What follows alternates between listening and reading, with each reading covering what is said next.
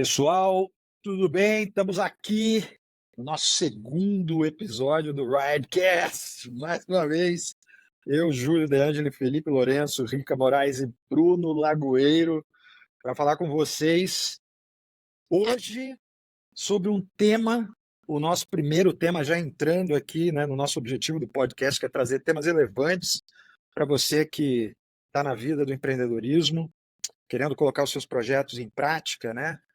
Tendo essa vida diferenciada de construir valor, de buscar, né, a prosperidade e trazer os seus projetos, né, as suas empresas para um outro patamar. E nessa vida de empreendedorismo, até dando a sequência no nosso primeiro papo aqui, a gente já teve uma pessoa que escutou o nosso podcast, que é empreendedora, e ela é a Natália Cuminali, ela é uma jornalista e trabalha na área de saúde já há um bom tempo. Ela tem lá o portal chamado Futuro da Saúde, e é interessante que eu estava batendo um papo com ela outro dia, aqui no Instagram, ela fez um post, e nesse post ela falou o seguinte, ela falou assim, putz, ela fez um off-topic, falando assim, porra, minha vida, eu tenho a minha vida de jornalista, minha vida de empreendedora, eu sou mãe, eu tenho que, sei lá, fazer o supermercado da casa, tenho que cuidar das atividades do dia a dia, eu tenho a vida com meu marido, etc. E, pô, a gente, batendo papo, eu mandei aquele emoji, que é um emojizinho do bonequinho jogando três bolinhas, assim, né? E ela falou assim, cara, esse é o emoji da minha vida. Eu falei, pronto, é esse o tema do dia, que é como a gente trabalhar o equilíbrio, né, da nossa vida pessoal com a vida profissional. E isso é complicado, a gente sabe, eu tenho certeza que vai conectar com muita gente que está escutando aqui. Então é isso que a gente vai debater hoje. Vamos trazer aqui a experiência aqui a nossa. E depois a gente também, aqui na estrutura do podcast, a gente vai trazer dicas, né, no final aí do nosso papo, algumas dicas sobre esse tema também, né, fora tudo que a gente vai debater aqui. E, enfim, queria agradecer a Nath Cuminali, ela vai escutar aqui. Quem sabe a gente traz ela até aqui para contar a história dela, que é super bonita também. Mas, enfim, eu vou começar aqui. Felipe, Lourenço, vamos falar um pouquinho sobre, enfim, né, eu acredito que a nossa vida tem os altos e baixos, né? As coisas vão, acontecem, tem época que está mais tranquila, tem época que está desequilibrada, sempre vai ter o desequilíbrio. Como é que foi com você lá? Conta um pouco da sua experiência, cara, lá quando começou o teu projeto lá, principalmente da iClinic, né? Como é que foi isso? Como é que isso caminhou? Conta um pouquinho lá do início aí como é que você fazia para lidar com isso? Boa, Júlio. Pô, primeiro, pessoal, mais uma vez, prazer já aí tá entre vocês hoje. E eu fiquei, foi legal, né, quando a gente definiu o tópico desse podcast, eu fiquei olhando um pouco no retrovisor aqui e vendo a maneira como eu sempre encarei essas coisas. E é legal que eu fui, de fato, percebendo até uma mudança aí no meu jeito de encarar isso, né? Então, empreendendo aí, eu acho que é uma jornada aí já de quase 15 anos. E de lá para cá, eu acho que isso foi mudando muito, assim, né? Como a gente falou, acho que talvez no último episódio, né? Que a gente coloca essa jornada empreendedora é uma jornada de muita energia, que desprende, né, muito foco nosso e é uma carga realmente muito pesada. Mas eu acho que eu fui aprendendo a lidar com isso ao longo do tempo. Honestamente, quando eu comecei a iClinic lá atrás, né, eu tinha um pouco aquela mentalidade até assim, né? Todo mundo fala, né? O dono é o primeiro a chegar e é o último a sair, né? E eu seguia Pois muito, é. muito isso, assim, né? Chegava cedo, saía tarde, né? E para mim, de fato, era importante eu estar ali no escritório a todo momento, junto com o time e tudo mais. Ainda não tinha, né, essa mudança, né, do trabalho físico para o remoto, os canais, né, de WhatsApp muito ativos, como é hoje no trabalho também. E eu lembro que nessa época, no começo, né? Claro, primeiro, eu achei no começo ele sempre vai ser mais pesado, Depois, na medida em que a companhia vai crescendo, você vai tendo time com mais senioridade, você vai distribuindo um pouco essa carga, embora as decisões que você toma, né, elas acabam sendo mais importantes e consomem mais, né, esforço mental para que você tome sempre a melhor decisão. Mas eu me sentia muito sobrecarregado naquela época por conta disso, né? No começo, sim, trabalhando, cara, 24 horas por dia, né? E as É, pessoas reclamavam, Felipe, quem estava do teu e, lado, como é que era, cara? então, Júlio, na minha época, assim, cara, na época eu era solteiro, né? Eu comecei a empreender comecei a empreender com 22 anos de idade, então ainda não era casado, acho que nem namorava na época. Então, nesse ponto era um pouco mais tranquilo, assim. Mas assim, descuidei da minha saúde, comecei a comer um pouco pior, sempre, né, joguei basquete a minha vida inteira, parei com isso, não ia na academia. Então eu tive um início meio conturbado, mas ao longo do caminho eu fui, e, inclusive leitura nesse ponto me ajudou bastante também, a equilibrar isso de uma maneira mais rápida, né? Eu acho que quando você empreende, uma coisa é fato, assim, você tem uma carga de trabalho mais pesada, mas ao mesmo tempo eu acho que você tem uma flexibilidade para conseguir moldar a sua agenda e moldar os seus horários, né? Perfeito. Para que você de fato consiga encarar as coisas. Então, às vezes você não está fazendo alguma coisa das 10 às 11 da manhã porque você está na academia, mas pode ter certeza que no sábado, no domingo, você vai estar trabalhando. Então, você tem essa flexibilidade. E eu fui fazendo isso também. Eu acho que a mensagem principal assim, que eu concluí que eu queria passar é que essa minha mentalidade, pô, que eu tava trabalhando, eu tenho que estar ali com o meu time, né, 18 horas por dia no escritório, ela mudou muito mais para entender também que, assim, hoje, se eu estou fazendo o meu exercício, se eu estou na minha corrida, se eu estou lendo o meu livro, parece que não, é meio contra-intuitivo, mas eu estou trabalhando também. Porque eu acho que é isso que, né, faz a gente que empreende toma muita decisão, você realmente conseguir pegar insumos, né, e que você vai solidificando todos os seus pensamentos para que você tome determinados caminhos. Então, isso me ajudou e eu passei a levar isso de um jeito mais leve. E aí, vou deixar os meninos falarem aí. Nossa, a gente pode explorar um pouco mais disso também. Eu acho que tem uma coisa, Fê, que você está falando, que me remeteu muito à minha jornada também, e eu acho que elas vão ser parecidas aqui entre nós, que é a coisa do empreendedor, ele está pensando no seu negócio 24/7, né? Quando você está empreendendo, tem uma característica, né, enfim, do fundador, do cofundador, enfim, que é, cara, tudo remete ao seu negócio. E aí um dos cuidados principais que tem que fazer, na minha leitura, pelo menos, dentro desse equilíbrio, é que, primeiro, você precisa entender que você vai trabalhar pra caramba, mas trabalhar pra caramba não significa que você não tenha que se cuidar minimamente. Então, ter disciplina, ter organização, ter estrutura, saber os momentos que você tá dando efetivamente um break, fazendo coisas que você gosta, hobbies, etc. Trazer isso como um ponto importante para a sua melhora da performance.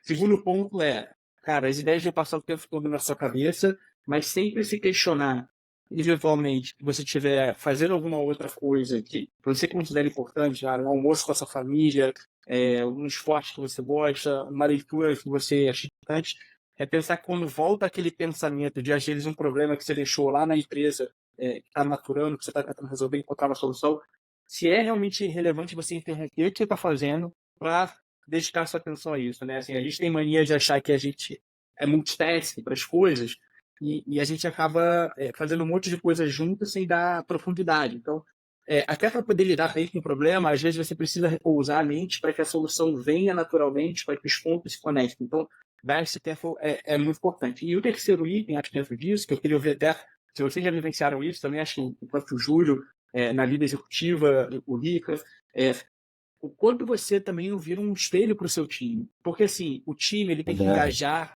e fazer as coisas.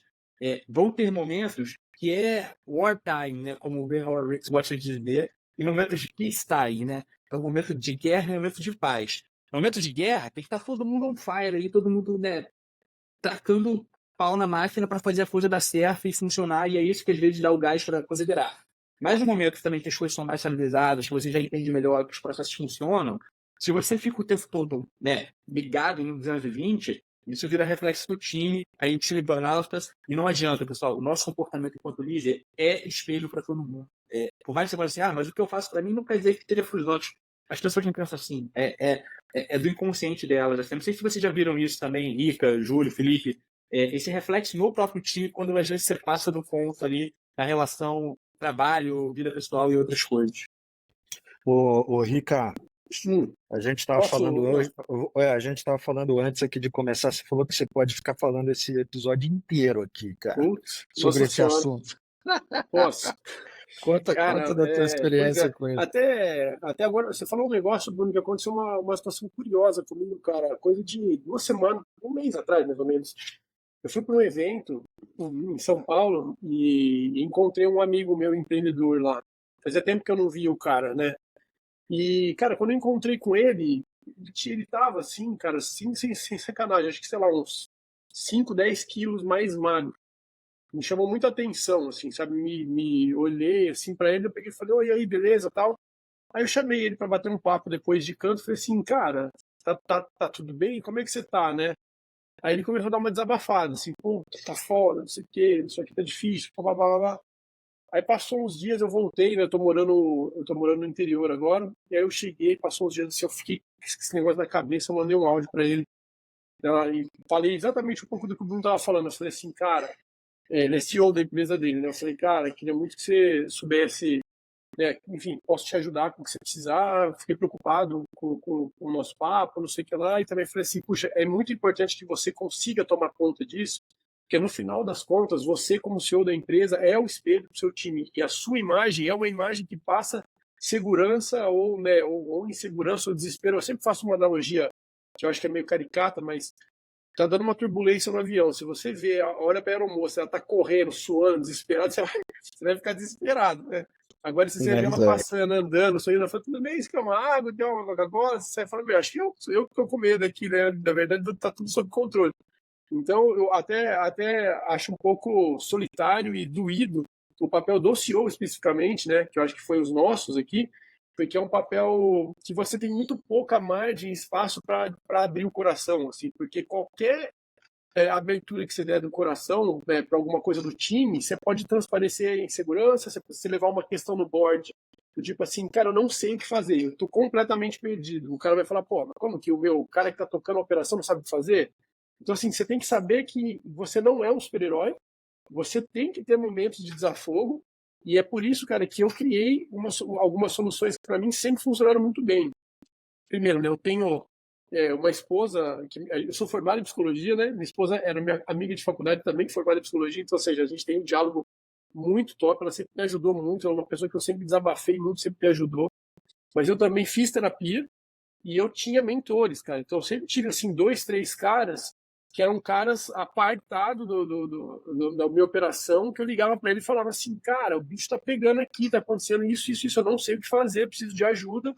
E são pessoas que eu confiava muito para abrir o coração e que também me traziam muito conteúdo de valor. Então, assim, eu acho que quanto mais isolado você fica, quanto mais sozinho, quanto mais super-herói você tenta ser, pior é para sua empresa. Porque às vezes você está tentando fazer isso para blindar a empresa, só que você está destruindo o valor da empresa, porque você está destruindo você mesmo, sabe? Enfim, poderia falar muitas coisas sobre, dando exemplos meus, tal, mas pelo menos como uma introdução eu me lembrei dessa história com o que o Bruno falou. Concordo muito, cara. Ô, Rica, Oi. eu acho que a gente puxou aqui para um lado importante, né, cara? A gente está falando, todo mundo como empreendedor também é ser humano e sofre, né, com isso. Essa semana mesmo a gente estava conversando, né, da Natália Arcuri, porra. Cara, o caso dela é emblemático, né? Aconteceu esses dias. Pô, uma menina que teve um sucesso enorme, estabeleceu metas, ajuda as pessoas a estabelecer metas, etc, né? E, cara, ela teve que repaginar tudo na vida dela. Quem quiser depois entender um pouco o que foi o momento dela, só ver ela fez uma sequência de 6 vídeos falando sobre, pô, enfim, o negócio não funcionou para ela. Assim, o burnout veio, né, ela acabou saindo de um casamento, pô, deixou de ser CEO lá do negócio dela, foi fazer algumas coisas que ela precisava fazer, e ela atingiu o objetivo dela muito antes do que ela imaginava, né? E ela falou assim, porra, por que eu tô aqui, né? Então começou a questionar propósito, né? E eu acho isso muito emblemático, assim, né? É uma jornada, né? Então, pô, a gente tem que olhar isso, tem que pensar nisso na jornada. E isso pode acontecer com todo mundo, né? Todo mundo. E eu acho que você falou muito bem, né? A solução é sempre ter apoio. Vocês aqui sempre tiveram pessoas do lado de vocês. E eu acho que isso é muito importante. Isso é uma coisa que eu aprendi muito com vocês quando a gente falava lá atrás, né? Vocês tinham espaço de gestão da empresa, etc., aquela conversa de casa, mas vocês se cercavam de outras pessoas que eram conselheiros até informais. Não é que você tinha um conselho, você É tinha isso. uma série de. Conta um pouco disso aí, vocês. Eu não sei quem quer falar. E às vezes até, Júlio, não é nem que você precisa ter um cara. Acho que o Fê deve ter daqui a pouco ele volta. Mas às vezes não é nem que você precisa ter um cara formal do tipo que você tem uma pessoa no seu cap table, não sei o que lá. Às vezes você tem, cara, um cara que você conheceu que é um mentor seu para a vida. Pode ser um cara que é um investidor anjo, pode ser alguém, pode ser alguma coisa nesse sentido. Mas não necessariamente você precisa juntar as pessoas todas e falar assim, não, cara, se eu preciso ter um cara no meu cap table, né, dentro da minha operação, alguma coisa para poder abrir isso. Eu mesmo, cara, hoje ajudo muita gente, converso completamente informal, assim, especialmente quando são temas subjetivos, né? É diferente de você às vezes falar assim, cara, eu quero me ajuda a pensar a estratégia da minha empresa, não sei o que lá. Às vezes aí você consegue entrar um pouco mais na operação, ajudar, virar um investidor anjo e ter alguma participação no resultado futuro daquele negócio. Agora, quando você se conecta com a figura empreendedora, e acho que é muito da minha natureza também, eu sou formado em psicologia, eu sou muito orientado para pessoas, uma perna mais forte minha, e eu gosto de fazer esse trabalho, porque eu acredito que ajuda muito, cara, sabe? E não tem como, velho, a sua empresa é o resultado da sua capacidade de gerir aquele negócio, a sua capacidade está intrinsecamente relacionada à sua vida pessoal, aos seus relacionamentos. Até dando um exemplo nada a ver, off-topic, né? Mas não sei se a gente aqui todo mundo gosta de futebol, né? Ou pelo menos quase todo mundo. E a gente você pega jogador de futebol. Tem muito jogador de futebol, cara, que às vezes o cara começa a performar mal e você fala assim, esse cara tá jogando na posição errada, o técnico não sei o quê, papapá, e você vai ver, o cara tá separando a esposa. Foi o caso do Gustavo Scarpa lá e do William, O do Riquinho, Palmeiras, o Riquinho também, com o pai internado. com o pai internado. O Adriano é um outro caso, o pai dele faleceu, o cara simplesmente parou de jogar futebol, né? O cara praticamente acabou a carreira dele.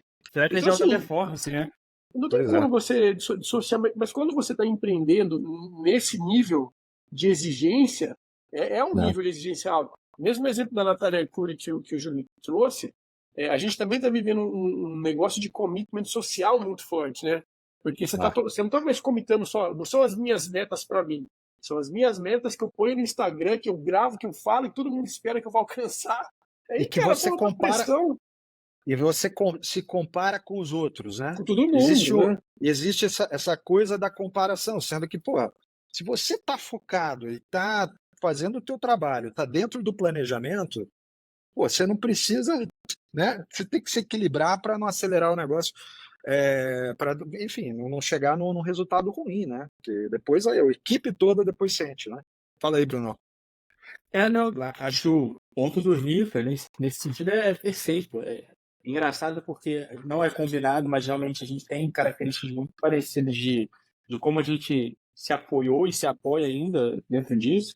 Que é, cara, rede de relacionamento, óbvio, esposa, companheiros em geral, amigos que você pode contar e dividir, que estão às vezes em posições solidárias. Rede de mentores, né? Acho que eu utilizei isso pra caramba informalmente.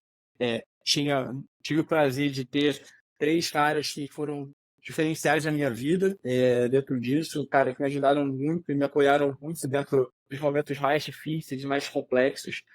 E por outro lado também, né, você encontrar outras válvulas de escape, assim, né, porque para mim, por exemplo, eu luto em jiu-jitsu já há alguns anos e o jiu-jitsu foi uma válvula de escape que continua sendo até hoje, para liberação de energia e para meditação, assim, né, dentro do que o esporte propõe. Cada um vai ter o seu, né, pode ser o esporte, pode ser um instrumento musical, pode ser algum outro tipo de hobby que goste. Às vezes a gente acha que o mais importante, de novo, como eu já falei no início, estar tempo todo sendo hiperprodutivo, e mostrando para os outros que é hiperprodutivo também, né, que é um grande fomo, que a rede social cria, todo mundo é incrível, todo mundo faz um monte de coisa, etc. E eu não estou fazendo nada. E no fim você não cuida do básico, que é de você. Contou o caso desse amigo que emagreceu muito, né, esses transtornos, né, de ansiedade, etc. Vão dar emagrecimento, vão dar ganho de peso, vão dar, com certeza, destruição do seu corpo, que é a máquina principal, para que você consiga exercer o seu melhor e tirar o seu melhor para entregar o negócio. O negócio é feito de pessoas, não é muito diferente. Eu acho que essa coisa de encontrar mentores, ter sido uma outra coisa que você fez, assim, o River tocou num ponto também que é muito valioso. Às vezes a gente está preocupado. Achar o cara específico, o cara que é muito foda numa coisa específica, ele é muito importante para problemas pontuais, não tem a menor dúvida nisso, tá? Mas, pelo menos para mim, as pessoas que mais me adicionaram valor na minha trajetória e continuam me adicionando são as pessoas que têm dois aspectos. Elas têm um nível de experiência em alguma coisa ou de vida que eu não tenho. Então, ou elas são mais velhas, elas viveram mais coisas de uma outra forma que eu vivi, ou viveram outras situações em outros setores, de outra forma. Então, elas têm esse nível de experiência para poder compartilhar o que elas já viram, sem assumir que aquilo é a verdade absoluta, ou elas trazerem o que elas, sei lá, simplesmente leram num livro ou viram num vídeo no YouTube.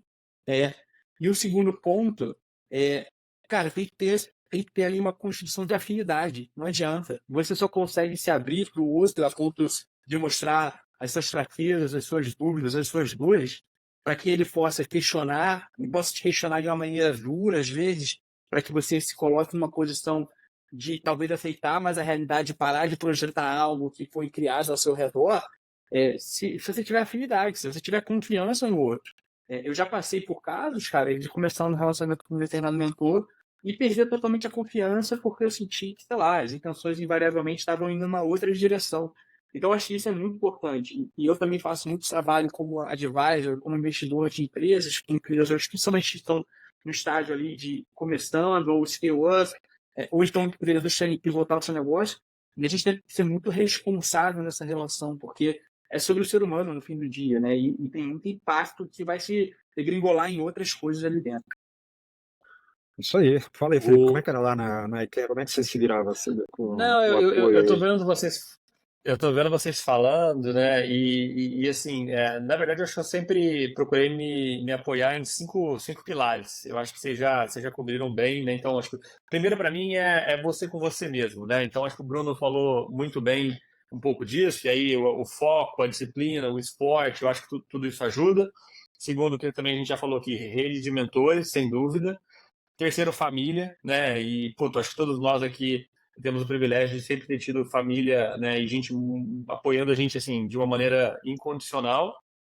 É, o quarto, outros empreendedores, né? Então, acho até curioso aqui, né? Entre nós três aqui, entre Bruno, Rica, cara, a minha esposa, quando o telefone tocava e era o Rica ou o Bruno, ou quando eu ligava para os dois, para a gente falar, né, dos nossos desafios, cara, ela já até ia fazer outra coisa, porque ela sabia que o papo ia durar 2 horas, 3 horas, às vezes sábado de manhã, enfim, a gente pegava. E a gente realmente, isso não só entre a gente, mas a gente também se foi em outros casos. Mas, cara, eram papos assim que ia, né, como se fosse sessões de terapia ali que a gente fazia entre a gente se ajudou muito. E aí o quinto, né, que eu queria realmente falar e até citar um caso pessoal, que é a terapia mesmo, formal, né, como profissional da área e tal. Eu tô falando isso porque eu era um cara extremamente cético com relação a isso. Até porque eu acho que, né, de um tempo para cá, né, o mercado foi, em algumas vertentes, na minha visão, foi se banalizando um pouco o propósito. Então isso me causava um certo. Eu ficava meio com o pé atrás, meio receado. Mas há 6 anos atrás, né, e muito nessa visão de que a posição ali nossa como founder, como CEO, né, principalmente a do CEO, é uma posição muitíssimo solitária. Então, eu sentia muita falta de dividir algumas coisas, né, com alguém. E aí eu comecei a fazer terapia, né, numa pessoa muito bem preparada, muito bem treinada, né, não só, né, um conceito de terapia realmente para a vida pessoal, mas com viés até profissional mesmo, como foi o meu caso. cara, isso abriu minha mente, isso me trouxe muito mais autoconhecimento e mudou a maneira como eu lidava com as coisas. Se não me engano, aqui, eu acho que desse grupo, né, eu acho que os quatro valorizam muito isso que a gente já conversou, e os quatro fazem, e eu acho que para mim vem para completar, né, é o quinto pilar que completa, eu acho que fecha tudo isso para a gente conseguir ter um pouquinho mais de equilíbrio na hora de conduzir as coisas. Terapia é fundamental e ninguém tem que ter vergonha de dizer que faz terapia, não. Eu sou evangelizador de terapia. Eu perturbo as pessoas. Eu vou para terapeuta há 11 anos e eu brinco assim, cara, ela gerou uma amiga tão pessoal com o pessoal, ela já é um pouco mais velha, vou que ela morrer, acho que assim vai ser foda pra mim. Talvez eu nunca tenha fazendo uma piadinha infame que no curso de terapia é horrível, que é psicólogo, e normalmente é que nem médico, né? Médico não se cuida da saúde, gosta de dar conselho. Mas eu concordo, cara. Terapia. Não, mas tem muito isso, né? Tem um preconceito. Mas uma coisa que eu acho que é legal de falar também, galera, é para assim, para quem está ouvindo a gente, e eu acho que isso para mim é o principal ponto, assim, se você está passando por isso, ou entenda que você não está sozinho, tipo, você não é inédito em você, não é uma coisa que as outras pessoas não passam. Não acredite nessas coisas que você vê na revista, do cara tirando a foto com o braço cruzado, ou o cara dando uma entrevista falando que tá tudo bem, porque, cara, 99% das vezes tem conteúdo ali, e tem porque as pessoas são humanas e todo mundo tem problema, todo mundo tem suas dificuldades, todo mundo tem seus medos, suas fobias, né, suas crenças. Então, é importante que você saiba que você não está sozinho. Se você não está tendo nada, mesmo assim, se prepare, porque alguma hora você vai ter. E o que eu costumo dizer, cara, é muito de você ter repertório. Eu acho que terapia te traz muito isso. É aumentar repertório e você aumentar a taxa de ferramenta. Porque a vida vai te colocar em momentos de dificuldade invariavelmente. Assim. Pode ser que aconteça uma fatalidade na sua família, pode ser que aconteça alguma coisa com o business, pode ser que apareça uma pandemia e mude completamente o curso do seu negócio. Pode ser que tenha qualquer coisa com algum sócio seu, alguma coisa financeira na empresa. Você não sabe o que vai acontecer. E se você chega nesses momentos sem repertório, você surta, você pira, entendeu? Você precisa conseguir ter repertório para você saber lidar com essas situações emergenciais. E eu acho que terapia é um baita de um caminho, uma ferramenta que eu falo assim, todo mundo do mundo deveria fazer terapia. O mundo seria muito melhor se todo mundo fizesse terapia um pouco. Assim, se todo mundo seria bem mais agradável, assim, né? Porque todo mundo tem conteúdo represado, cara. Eu acho esse papo é interessante. Eu também estou já há 10 anos fazendo, né? Só que o que é legal, enfim, falando da vulnerabilidade, mas eu saí há aos 11 anos atrás, saí de um casamento de 14 anos e de uma empresa que eu trabalhava há 13 anos. São os dois cavalos de pau mais duros que você pode dar de uma vez só, né? No intervalo de 3, 4 meses. Cara, as coisas se desequilibraram completamente. E aí, cara, a forma de ajustar tudo e voltar foi se cercar de boas pessoas, que eu falo até hoje. E, enfim, tem a terapia, mas eu tenho um amigo que, porra, que é um cara bem mais velho, enfim, tem um médico, tem, sei lá, pessoa, o nutricionista, até profissionais, cara, né? Entrei muito no esporte e tal, não sei o quê. Então você tem que ter uma hora que você tem que parar, quando a coisa realmente desequilibra de uma vez só, você fala assim, bom, deixa eu ver aqui como é que eu vou fazer para resolver isso, né? E o exemplo que eu ia dar, que é interessante, né? Até porque aqui tem muita gente que é CEO, que vai escutar a gente, até pessoal de conselho. Estava comentando com vocês antes, na época que a gente fez a listagem da AFIA, você entra nesse processo, um negócio que assim, não tem agenda, né? Acabou, não tem fim de semana, enfim, a janela de oportunidade está ali, a empresa ia ser listada. E um dos conselheiros da Medicel, naquela época, o Tonico, ele falou assim, ele me ligou, ele falou assim, o Júlio, eu precisava conversar com a tua esposa. Eu falei assim, ué, o que ele quer falar com a Raquel? Ele falou assim, cara, a tua vida vai virar de ponta cabeça nesses próximos meses aqui, isso justo quando o processo estava começando. E ele foi conversar com ela, falou assim, olha, vai desequilibrar agora, vai ser complicado, você vai ter que apoiar, conta comigo, eu estou aqui, etc, etc. E eu achei isso uma postura espetacular do cara, como um conselheiro que entende o aspecto do desequilíbrio daquele momento, porque a nossa vida é assim, né, cara? Vão ter altos e baixos. E a partir disso, quer dizer, depois que eu falei assim, porra, que bacana isso, né? Porque a gente sabe. Então, acho que à medida que a gente vai tendo experiência, acho que tem algumas coisas, né? Primeiro é você saber, porque você vai chegar uma hora que você vai conseguir olhar quando isso vai acontecer, que vai desequilibrar. E você precisa comunicar isso para quem está do seu lado. Tem gente que às vezes não faz isso, e é aí que o negócio pega, né? E a outra coisa que eu queria comentar também sobre esse assunto, que eu acho que é muito difícil, né, para quem empreende, se você não tem uma estratégia muito clara e foco, e você não saber falar não, né, e se desviar das coisas que não são, quer dizer, as decisões da nossa vida, né, o processo de escolha, né, ele é muito importante, né, e você saber escolher as batalhas, porque assim, o dia tem 24 horas e é para todo mundo, não adianta. Então, o estresse, o desequilíbrio, ele vem muito porque a gente está usando mal o tempo, né? E usar bem o tempo sabendo falar não. E às vezes é difícil, né? Falar não enfim, é você realmente fazer uma renúncia, né?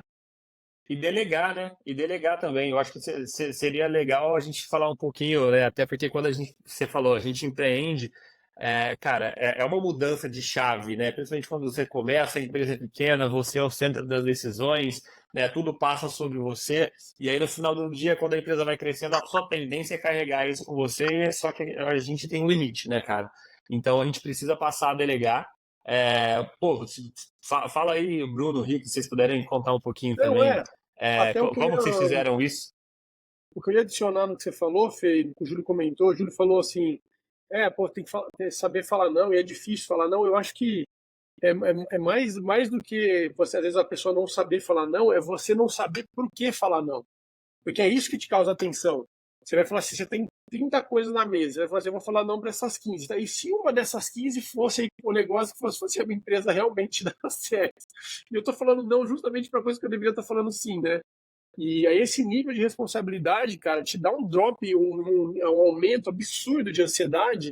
Você fala assim, cara, que responsabilidade, né? Todas essas pessoas que estão acreditando em mim, todos os fundos que colocaram dinheiro na minha empresa, e eu tô tomando as decisões certas. Mas, cara, tipo, é o fardo do cargo, né? E por isso que Ô, ter Rick, consciência tranquila, ter as coisas, ter suporte te ajuda a ter clareza. Fala aí. mas isso é engraçado, né? Porque se você para pensar, né? Você como founder, CEO, né? C-level, na medida em que a empresa vai crescendo, o time vai crescendo e o problema vai aumentando, né? E vamos lembrar que quando você está instalando uma empresa, a escalada, né, dos problemas e dos desafios, ela não é linear, pessoal. Ela é exponencial, assim, é bizarro. Mas o nosso papel, ele cada vez mais passa por falar mais não. Então, no final do dia, Sim, a gente, né, tá muito mais, né, relacionado a gente falar mais não do que sim, né? Então, como que a gente usa, né, o nosso discernimento como executivo para, beleza, você tem, né, a visão da companhia, você tem o propósito e aí você tem a estratégia para chegar até lá. Eu acho que a gente acaba sendo, de fato, né, o guardião de tudo isso e para sim, que a gente consiga, né, definir esses guarda-reios, né, de como a empresa vai se comportar, no final do dia o nosso papel, pelo menos na minha visão, é falar mais não do que sim, né? E a gente tem que aprender sim. a fazer isso e não só, né? Eu realmente queria que a gente falasse um pouquinho aqui sobre delegar, que eu acho que todo mundo, cada um aqui tem experiências muito muito bacanas sobre isso. Se alguém quiser puxar aí. Uma coisa que eu ia falar sobre isso, que tá, só pegando o exemplo que eu dei, né, no negócio da aeromoça, piloto de avião e tal, que acho que assim, quando você tem, né, no exemplo do piloto de avião, cara, você tem que fazer um voo São Paulo-Rio de Janeiro. Você sabe para onde você quer chegar, né, e esse cara sabe a rota, como que vai ser, ele consegue prever se vai chover, se está tendo alguma coisa, tendo um furacão, você já tem todos os radares, todas as coisas para você fazer aquilo. Quando você começa uma empresa, você sabe também onde você quer chegar.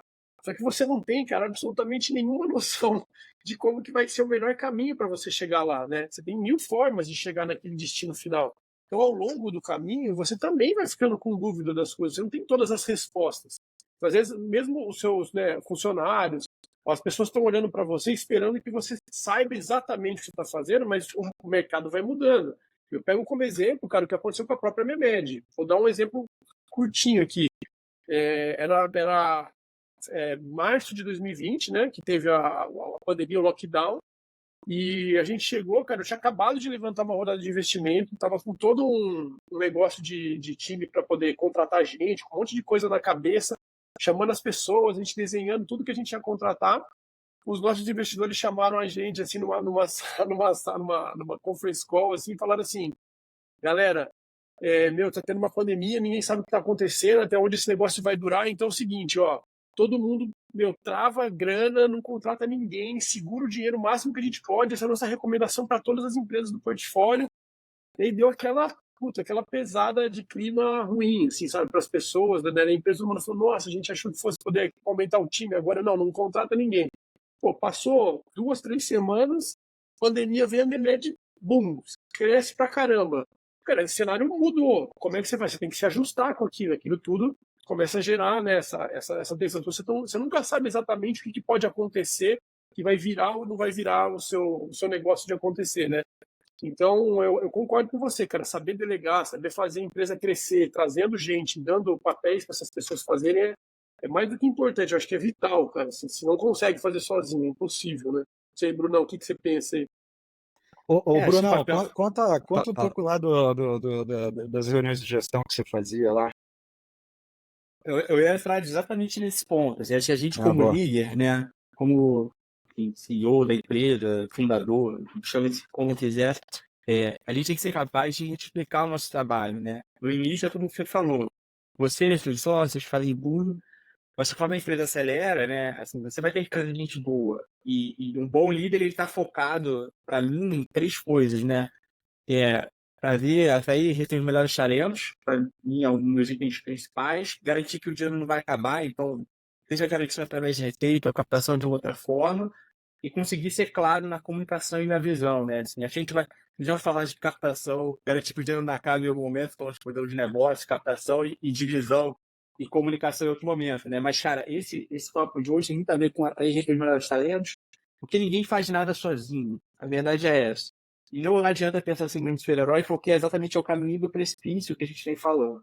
Só que é muito difícil você ficar pegado ao seu jeito de fazer as coisas. Todo mundo fica. Algumas pessoas óbvio mais ou menos.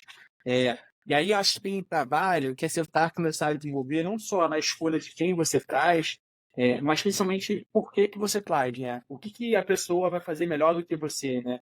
Você fica cercado de pessoas, cara, que sejam realmente melhores que você em várias outras coisas dentro da frente do seu negócio. E acho que um grande ponto para mim, pessoalmente, foi começar a enxergar que a pessoa ia fazer aquilo de uma outra forma, que estava tudo bem, desde que o resultado alcançado respeitasse aquilo que eu esperava dela. E aí você tem que ter muito claro em ter cerimônias contínuas com a pessoa ou com o time a respeito do que é importante, ter os objetivos bem estabelecidos, independente se você vai usar a metodologia A ou B, para estabelecer quais são os objetivos, né, e as metas, você tem que ter isso com clareza. Você, como líder, tem que fazer o papel de repetir isso constantemente, de entender se as pessoas compreenderam, são compráveis dentro daquilo, para que assim, então, elas possam fazer do seu jeito, né, do jeito delas, para chegar naquilo que você combinou. E aí, acho que o papel do líder, né, é estar disposto e disponível como recurso para poder atuar. Né? E aí, quando eu falo recurso, não é aquela coisa de se isolar e ficar lá no teu computador, na tua sala, enfim, onde quer que você esteja, mas é realmente conseguir entender e identificar, cara, eventualmente esse meu liderado, ele precisa de um pouco mais de presença minha nesse projeto porque ele entende menos desse assunto, ele tem menos experiência. Ou então aquele outro liderado, eu sei que ele não gosta que eu me aproxime tanto, ele se sente abafado. Então, até fazer essa leitura e conseguir adaptar a forma de comunicação ou a forma de acompanhamento é também fundamental. E aí, para mim, pessoalmente, assim, chapa média, a gente devia ter mais ou menos ali umas 15, 20 pessoas, acho que umas 20 pessoas, mais ou menos. Foi quando a gente começou a fazer os primeiros, sei lá, gerentes, assim, né? Se vocês conversassem a fazer gestão diária, que ultimamente ali, quando estava de 20 a 30 pessoas, eu lembro que foi gerando muita ansiedade no início, preocupação, mas depois que a coisa fluiu, a sensação que eu e os meus sócios era assim, cara, por que a gente não fez isso antes? Assim, por que a gente não trouxe antes? Né? Porque te abre um espaço de liberdade para você pensar em outras coisas e fazer outras coisas que o time não vai fazer e que faz a empresa crescer e acelerar muito. E aí, principalmente, você começa a ter mais tempo disponível também para poder se equilibrar e também entender qual que é o seu papel dentro do negócio. Então, a minha experiência ela foi muito, muito ligada a isso. Sei que a gente já está aqui caminhando já aí para os apontamentos aí finais e tal, mas eu acho que uma das coisas que mais prejudica, obviamente, né, e desequilibra a vida é você começar muito cedo, acabar muito tarde, né? Então, porra, se não achar o tempo, né, essas jornadas longas, etc., sempre vai ter dia que vai ser mais longo, sempre vai ser, mas se isso vira uma recorrência, o sempre, né, e vira default, isso é um grande problema. E eu lembro lá na Medcel, quando a gente estava, eu falei assim, pô, enfim, as jornadas estavam longas e tal. Eu falei assim, como é que a gente faz para reduzir a jornada? É uma dica bem prática aqui, né? A gente estabeleceu as regras de reuniões. Eu falei assim, não, reunião agora, ao invés de ser reunião de 1 hora, toda reunião tem que ter meia hora. Meia hora. Mas vamos encaixar reuniões mais curtas, para as pessoas serem mais objetivas. E colocamos isso, tinha regra na parede, reunião de 30 minutos. Se fosse reunião de 1 hora, que às vezes você precisa de uma reunião um pouco mais longa, o cara tinha que justificar para quem ele convidava para a reunião. E a pessoa podia também falar assim, porque eu acho que eu não preciso participar, e ela podia falar, ok, acho que porque muitas vezes a gente faz um monte de reuniões, né? Tema reuniões, isso é uma coisa que estressa todo mundo, e às vezes o dia aumenta. Então a gente tinha essas regras, começar no horário, finalizar no horário, reuniões mais curtas. A regra de slides era um slide por apresentação. Um slide. Porquinho, não era regra, a gente colocou um porquinho, que vocês sabem lá na AF, Felipe e Bruno já viram, um porquinho que o diretor que chegava ali atrasado na reunião tinha que depositar R$ 50. E isso, assim, no primeiro ano, sei lá, a gente juntou R$ 5.000 e tal. O segundo ano foi para 2.000, do último ano, cara, não tinha mais. O dinheiro ia para. A gente dava lá para a instituição de caridade, fazer algum direcionamento assim. Mas, cara, começou a ter um respeito com o horário. Porque, porra, isso tudo ao longo do dia, isso é estressante mesmo para a gente, né? E para as pessoas. Então, a mensagem era assim, pessoal, é o seguinte, essas regras é para que todo mundo tenha qualidade de vida, né? Para a gente acabar o tempo, né? E aí tinha uma pessoa lá que ficava olhando isso para ver se as coisas funcionavam. Enfim, aquelas dicas aqui bem práticas aqui do Ridecast para turma aí. Ô, Júlio, eu sei que a gente já tá no tempo aqui, cara, mas isso me deu um outro insight que eu acho que eu não poderia deixar de falar, que é, assim, a gente cada vez mais tomar cuidado com isso aqui, né? Eu acho que isso aqui veio, né, ganhando cada vez mais, fazendo parte do nosso dia a dia. Eu acho que na pandemia, né, eu acho que maximizou isso é, muito. E, cara, isso aqui atrapalha não só a gente, tá? Mas também acho que a gente tem que sempre tomar cuidado como que isso impacta a vida do nosso time e dos nossos liderados também, né? Porque às vezes a gente tá aqui, né, no meio da loucura, tá acelerado, a hora que você vê, você tá mandando uma mensagem 10h30 da noite para alguém do seu time. E, cara, isso pode atrapalhar a noite de sono da pessoa, pode, né, atrapalhar a vida dela ali em família, com os filhos, com a esposa, com o marido, pode gerar uma ansiedade em que a pessoa eventualmente vai ter dificuldade para pegar no sono ou vai ter uma noite conturbada. Então, esse negócio faz tanto parte do nosso dia a dia, que parece que faz parte do nosso corpo, que acho que no final a gente não percebe, né? Então, eu, num determinado momento lá atrás, cara, eu peguei, né, minha hora de corte era 8h30 da noite. 8h30 da noite eu desliguei todas as notificações do meu celular, colocava ele longe de mim e meu time estava orientado. Cara, puta, se for alguma coisa urgente, né, me liga, que eu vou atender. Mas a partir daquele momento, né, principalmente aplicativos de troca de mensagem como o WhatsApp, isso é muito, suga muito a energia e faz com que eventualmente a gente deixe de viver momentos importantes, estar descompressão, momentos importantes para a nossa família, porque isso aqui está desviando a nossa atenção, né? Lembrando Bruno, que por isso isso. aqui é o celular, né? Que para quem só está escutando aí, É isso verdade. aqui é o celular. É verdade, tava mostrando o celular aqui na câmera. Nós estamos Por isso que aprendendo aqui. por isso que a gente tentava marcar jantar com o Felipe, o Bruno nunca dava, ele nunca respondia, tá vendo? Tá explicado. Verdade. Ele desativava as notificações, eu não sabia Mas sabe disso. que eu lembrei de uma coisa aqui, que o Júlio pegou lembrar bem. Cara, eu depois que tive filho, né, meu primeiro filho, eu tinha um compromisso de dar banho nele todas as noites, né? Eram momentos meus dele, né? Quem for pai, ele está escutando, vai entender bem isso. E, cara, meu aproveitamento era 95% das vezes. Não vou dizer que era 100%, porque eventualmente tinha alguma coisa, mas e era acabar virando um dos cortes ali. Eu tirava, cara, eu sabia, e aí assim, às vezes eu era até chato, assim, a gente fazendo, né, negociação, né, de aquisição, então assim, ó, agora, de tal da hora eu vou pra fora. Pô, vocês entendam isso porque, cara, no fim era para eu poder voltar melhor, assim, né, para poder entregar 100% de mim, energizado, com vontade, querendo estar envolvido. E o trabalho, né? Ele é parte do que é a gente, né? Ele não é tudo. A gente não é o trabalho só, né? A gente é um complexo de coisas, né? Ele é mais um elemento dentro daquilo que a gente quer construir para a vida. Então, essa consciência, ela é muito, muito, muito importante. Porra, muito bem. Vamos falar da nossa dica final aqui, então, que a gente sempre vai ter umas dicas aqui Bora. importantes. Conta Bora. aqui, o Felipe, Eu conta que aí vou puxar então, hoje. cara. O Bruno que vai puxar hoje, então, a Eu dica do sei. dia aí. Apesar que já teve bastante, mas essa é a que a gente tinha programado, né?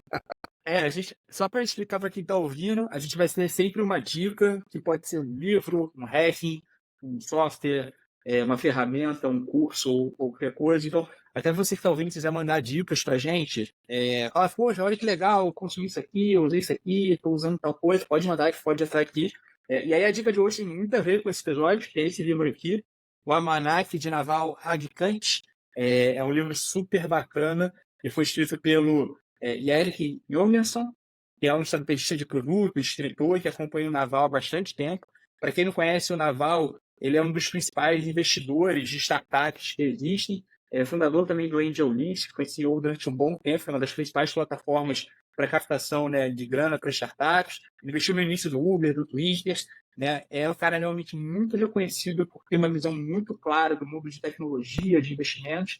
E esse livro, ele é muito interessante porque ele é um livro que foi escrito por uma outra pessoa utilizando frases do Naval, ou seja, coisas que ele disse, que ele ensinou ao longo da sua vida profissional. Ele é muito ativo no Twitter, assim, acho que mais de 1 milhão de seguidores, se não me engano, né? Então a pessoa fez vários recortes de tweets que ele já fez, que faziam reflexões, assim, interconectavam e organizou, além de partes de entrevistas também que ele participou durante a sua vida.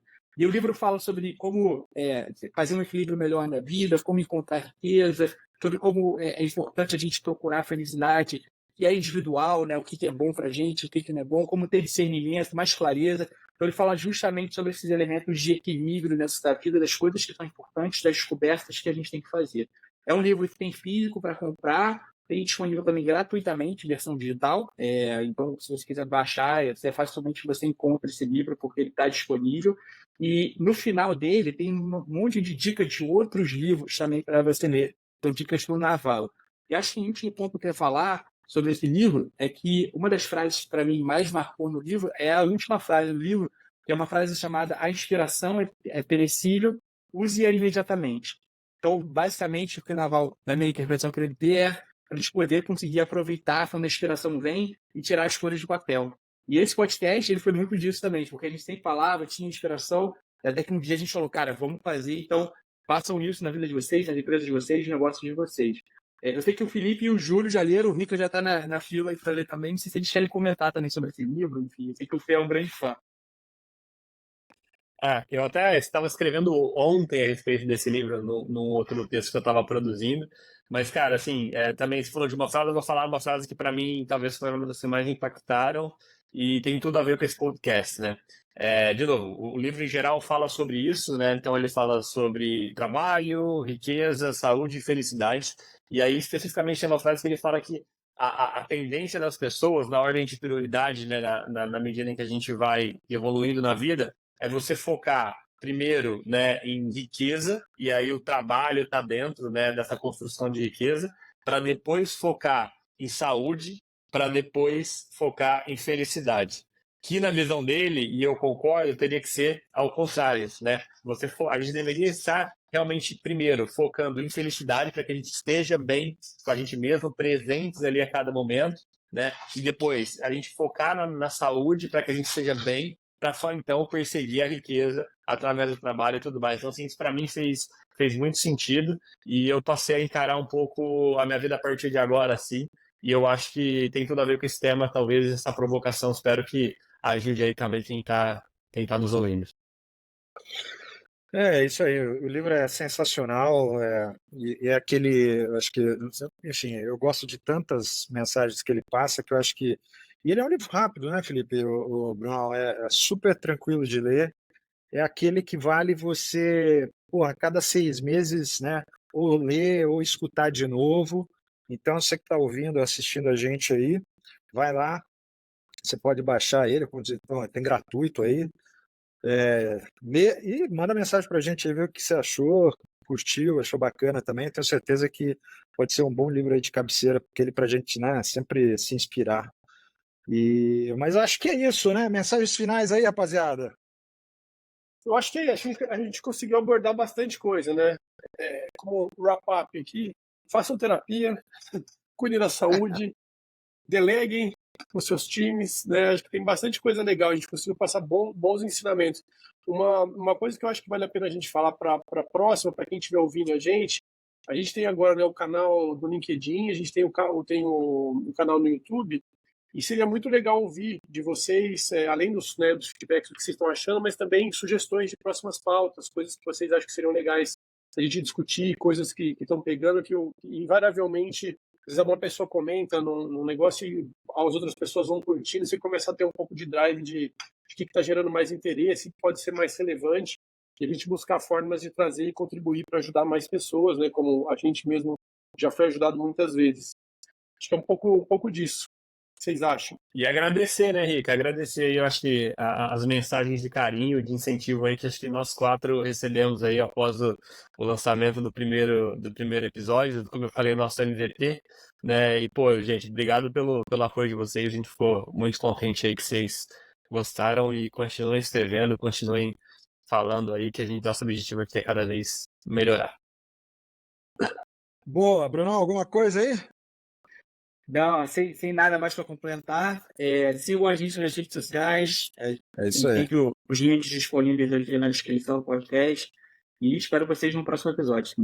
É isso aí. Assine aí o canal, compartilhe aí com os amigos e continue aí escutando. Até a próxima edição do Ridecast. Um abraço para todo mundo. Um abraço, pessoal. Valeu. Valeu. Tchau.